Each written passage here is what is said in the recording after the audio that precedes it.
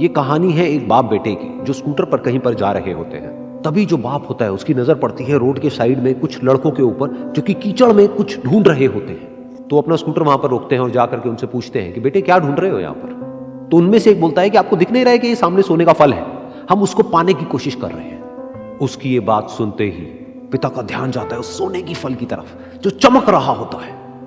फिर उनके माइंड में कुछ इमेजिनेशंस बनने लग जाती हैं कि काश ये जो फल है ये मेरे बेटे के पास में आ जाए तो ना सिर्फ उसकी बल्कि मेरी भी जिंदगी बदल जाएगी। तो बिना सोचे समझे अपने बेटे को धक्का मार देते हैं उस कीचड़ में और बोलते हैं कि तुझे किसी भी कीमत पर वो फल लेकर के आना है। लेकिन बेटे को वो फल नहीं चाहिए होता है, उसके अपने कुछ और ही सपने होते हैं। वो बहुत कोशिश करता है अपने पिता को ये समझाने की कि मेरी खुशी इस फल में नहीं है, मेरी खुशी कहीं और है, मेरे सपने कुछ और है। लेकिन उसके पिता उसकी एक नहीं सुनते हैं। वो उसको धक्का मारते हैं उस कीचड़ में और बोलते हैं कि मैं तुझसे पूछ नहीं रहा हूं, तुझे बता रहा हूं कि तुझे वो लेकर के आना है। तो वो बेटा भी अपने बाप के सपने को सच करने के लिए अपनी पूरी जान लगा देता है और पूरी कोशिश करता है कि किसी तरीके से उस सोने का फल उसके हाथ में आ जाए। लेकिन जैसे जैसे वो हाथ पैर मारता है उस फल को पकड़ने के लिए वो और नीचे धंसने लग जाता है और फिर जाकर के उसको समझ आता है कि ये कीचड़ नहीं है, ये दलदल है। वो चीखता है, चिल्लाता है, अपने पिता को आवाज लगाता है, लेकिन उसके पिता उसकी एक नहीं सुनते। बोलते हैं कि बहाने मत बना, और भी लोग हैं वहां पर जो कर रहे हैं, तो जब वो कर सकते हैं तो तू क्यों नहीं कर सकता।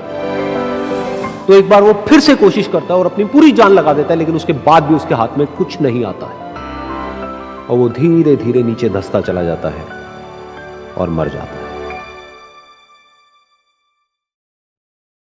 तब जाकर के उसके पिता को एहसास होता है कि उससे कितनी बड़ी गलती हो गई।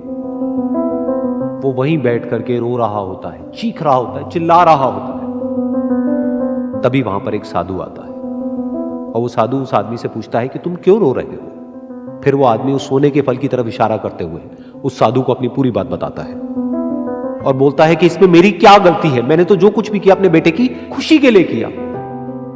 तो वो साधु उस फल को ध्यान से देखता है और उस आदमी को कहता है, जिस सोने के फल की वजह से तुमने अपने बेटे को गवा दिया, कम से कम एक बार ध्यान से उसकी तरफ देखा तो होता कि वहां पर कोई फल है भी या नहीं। ये सुन करके उस आदमी को गुस्सा आया और उसने कहा कि सामने तो दिख रहा है फल, आपको नहीं दिख रहा क्या। तब वो साधु उस कीचड़ के ऊपर एक पेड़ होता है जिसकी तरफ इशारा करते हैं और बोलते हैं कि वो जिसे तुम देख रहे हो वो उस फल की परछाई है, असली फल वहां पर उस पेड़ के ऊपर है।